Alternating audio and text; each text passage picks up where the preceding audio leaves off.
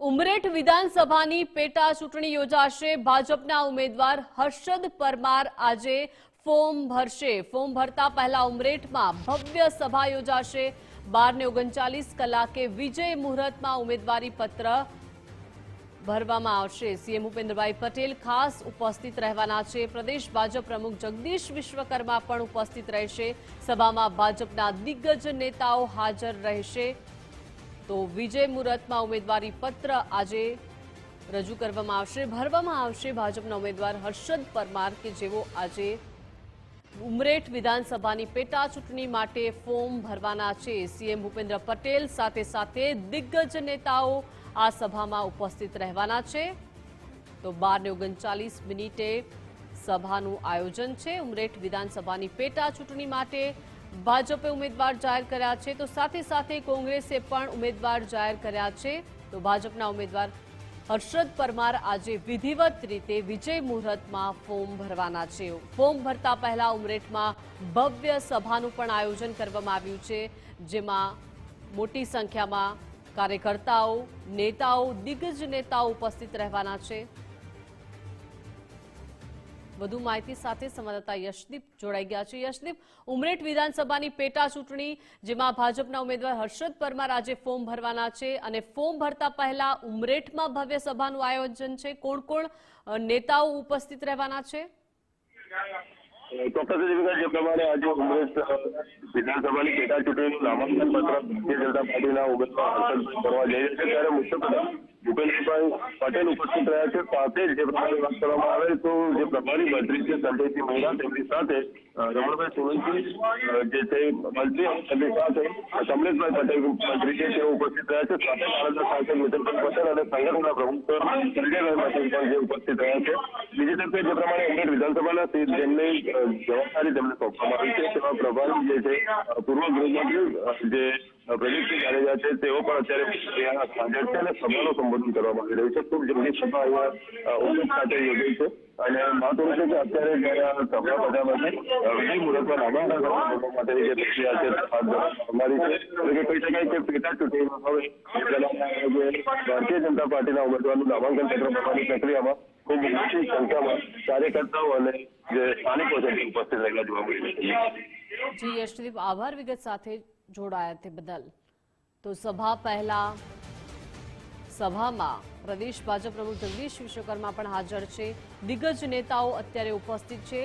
સભામાં ભાજપના દિગ્ગજ નેતાઓની હાજરી જોવા મળી રહી છે। ઉમરેઠ વિધાનસભાની પેટા ચૂંટણી માટે હવે આ જંગ જામ્યો છે, જેમાં ભાજપના ઉમેદવાર હર્ષદ પરમાર ફોર્મ ભરવાના છે અને તેની પહેલા આ ફોર્મ ભરશે તેની પહેલા આ સભાનું આયોજન છે, જ્યાં ખૂબ જ મોટી સંખ્યામાં કાર્યકર્તાઓ, ધારાસભ્યો, દિગ્ગજ નેતાઓ ઉપસ્થિત છે।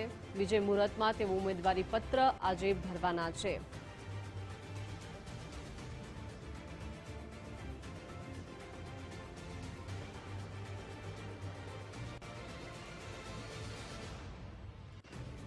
તો સભાનું આયોજન આ કરવામાં આવ્યું છે, જેમાં ભાજપના દિગ્ગજ નેતાઓ ઉપસ્થિત છે।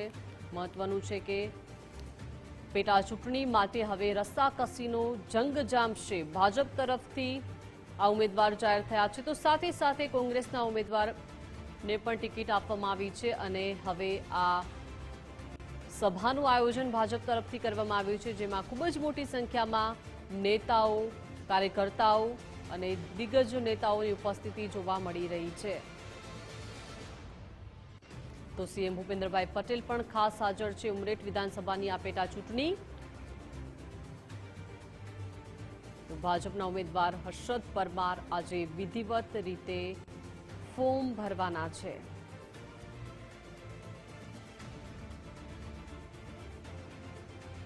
તો ઉમરેઠ વિધાનસભાની પેટા ચૂંટણી કે જેમાં ધારાસભ્યનું નિધન થતા આ બેઠક ખાલી પડી હતી।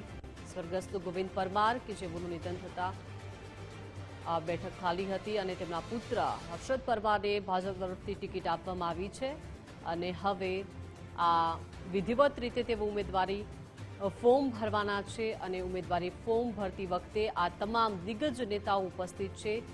પ્રદેશ ભાજપ પ્રમુખ જગદીશભાઈ વિશ્વકર્મા પણ સભામાં ઉપસ્થિત છે। સીએમ ભૂપેન્દ્રભાઈ પટેલ પણ ઉપસ્થિત છે। તેઓની હાજરીમાં આજે વિજય મુહૂર્તમાં ભાજપના ઉમેદવાર હર્ષદ પરમાર કે જેઓ ઉમેદવારી ફોર્મ ભરવાના છે. ઉમરેઠ વિધાનસભાની પેટા ચૂંટણીમાં હવે ભારે રસાકસીનો જંગ જામશે. કાંટાની ટક્કર. કોંગ્રેસના ઉમેદવાર પણ જાહેર થઈ ગયા છે. ઋતુરાજસિંહ ચૌહાણ કે જેમને કોંગ્રેસ તરફથી ટિકિટ આપવામાં આવી છે, તો કોંગ્રેસ અને ભાજપ વચ્ચે આ પેટા ચૂંટણી માટે ખરાખરીનો જંગ જે છે તે ઉમરેઠ વિધાનસભાની પેટા ચૂંટણીમાં જોવા મળશે. તો ઉમરેઠ વિધાનસભાની પેટા ચૂંટણી કે જ્યાં ભાજપ તરફથી ઉમેદવાર હર્ષદ પરમાર આજે ફોર્મ ભરવા માટે જઈ રહ્યા છે અને ફોર્મ ભરતા પહેલા એક વિશાળ જનસભાનું આયોજન કરવામાં આવ્યું છે, જેમાં દિગ્ગજ નેતાઓ ભાજપના ઉપસ્થિત છે, તો સાથે સાથે આ સભામાં કાર્યકર્તાઓ ઉપસ્થિત છે. તો 12:39 કલાકે વિજય મુહૂર્તમાં ઉમેદવારી પત્ર ભરશે. બાજુમાં એસકે ટોકી બાજુમાં સોસાયટી ત્યાં આગળ અવાજ પહોંચવો જોઈએ.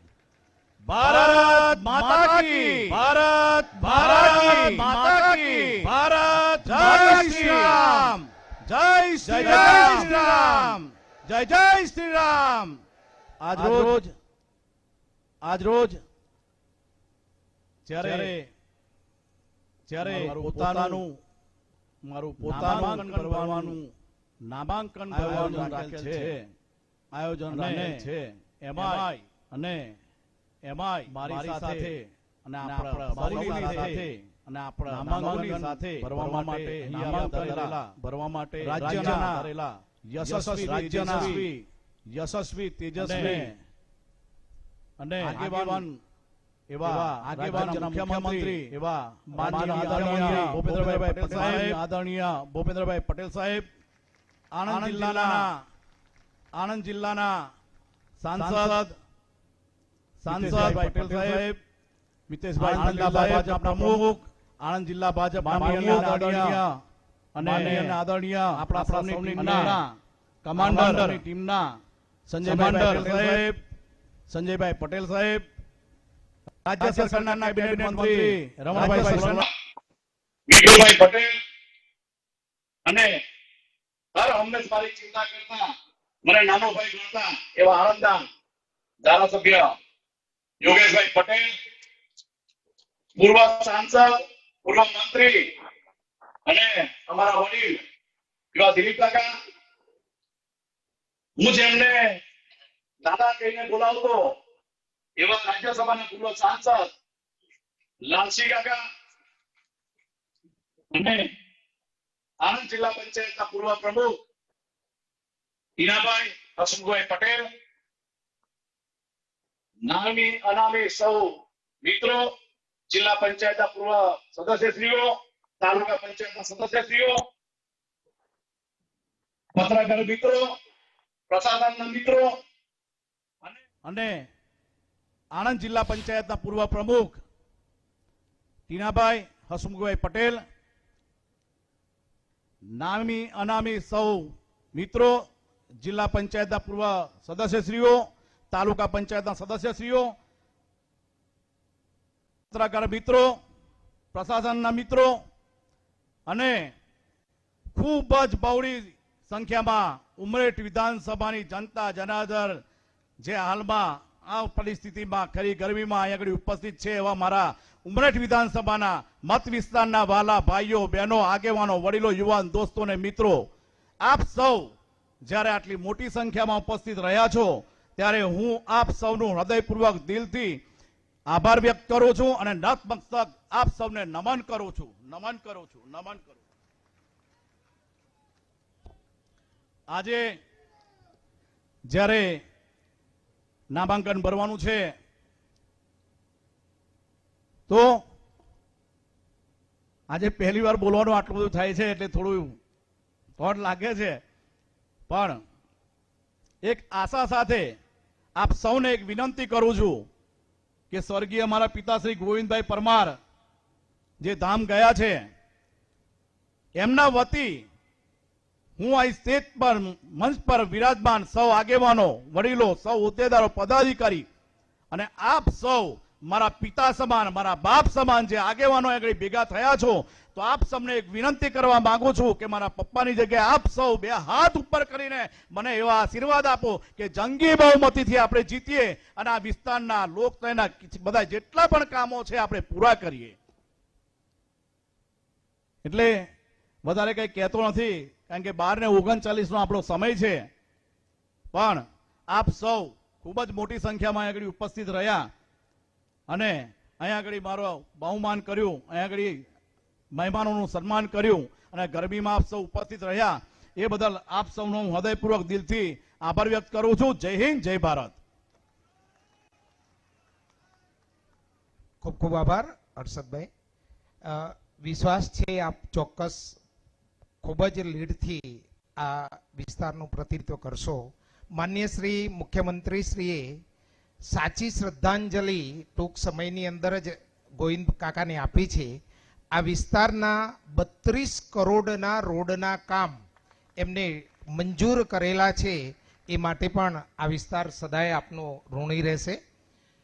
મિત્રો, જેમના માર્ગદર્શન હેઠળ ગુજરાત વિકાસની નવી ઊંચાઈઓ સર કરી રહ્યું છે, જેઓ મૃદુ વ્યક્તિત્વ અને મક્કમ વહીવટના પ્રતીક એવા આપણા લોકલાડીલા મુખ્યમંત્રી શ્રી ભૂપેન્દ્રભાઈ પટેલ સાહેબને વિનંતી કરીશ કે તેઓ પ્રેરણાદાયી માર્ગદર્શન કરે.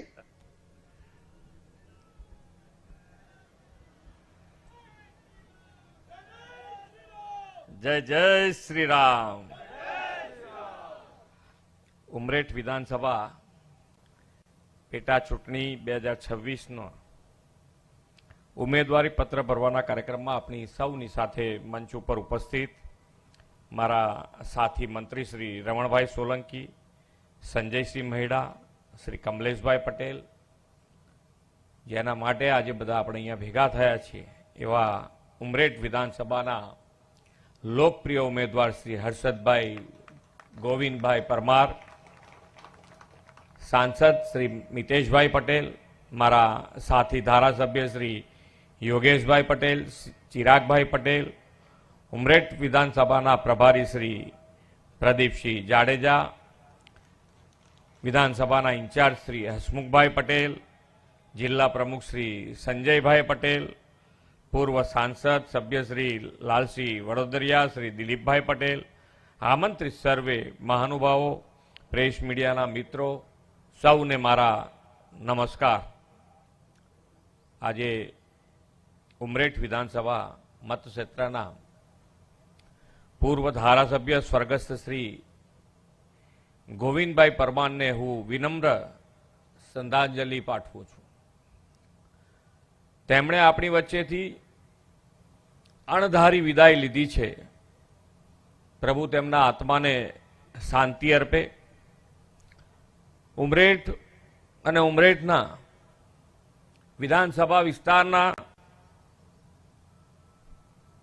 કામો જે છે એ કામો અને એમને દરેક જણ જોડે આત્મીયતાથી જે એમનો વ્યવહાર છે, એમનો સ્વભાવ છે, એમનું વ્યક્તિત્વ છે, એ વ્યક્તિત્વથી બધાની સાથે વિનમ્ર ભાવથી બધા ઉમરેઠ વિધાનસભાના જન જન સુધી તેઓએ પહોંચી અને લાંબી જેને કહેવાય રાજકીય કારકિર્દી ધરાવતા આપણા પૂર્વ ધારાસભ્ય શ્રી ગોવિંદભાઈ પરમાર, તેમને આ વિધાનસભાની આ ગુજરાત પણ એમને સદૈવ યાદ રાખશે.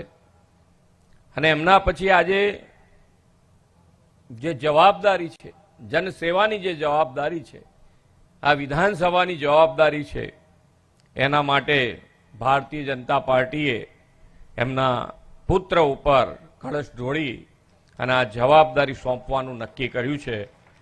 ત્યારે અને ભારતીય જનતા પાર્ટીનો જે વિશ્વાસ છે એ દિન પ્રતિદિન લોકોમાં વધતો જ ગયો છે.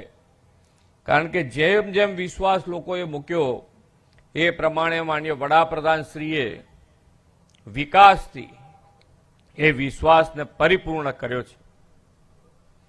જે પ્રમાણે અત્યારે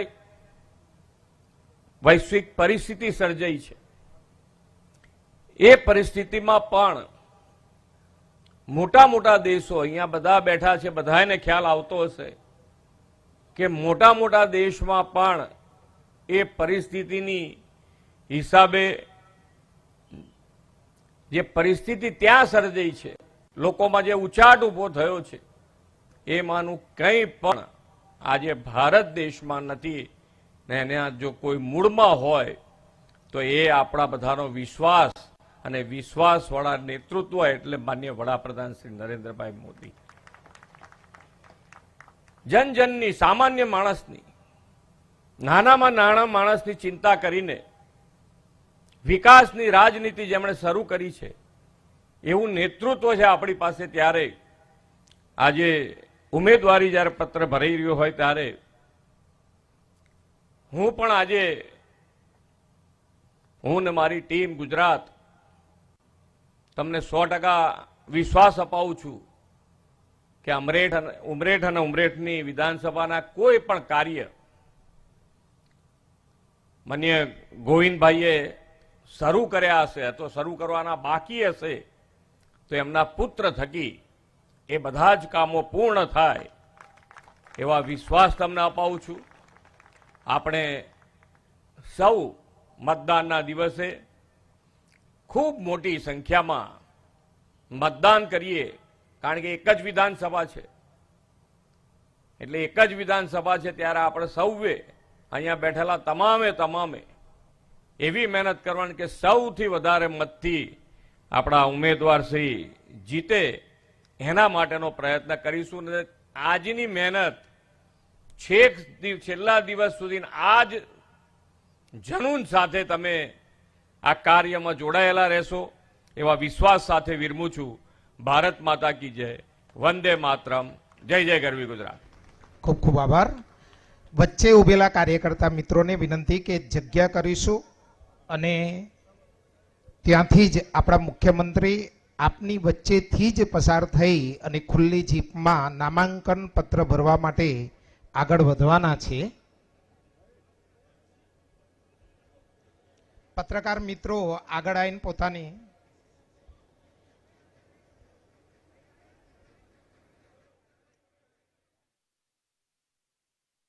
ઉમરેઠ વિધાનસભાની પેટા ચૂંટણી માટે અત્યારે ઉમેદવારી ફોર્મ વિજય મુહૂર્તમાં ભરવામાં આવશે.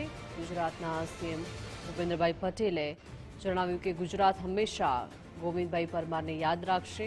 તેમના જે કાર્યો હતા, તેમની જે સેવાઓ હતી, તેમને હંમેશા ગુજરાત ઋણી રહેશે.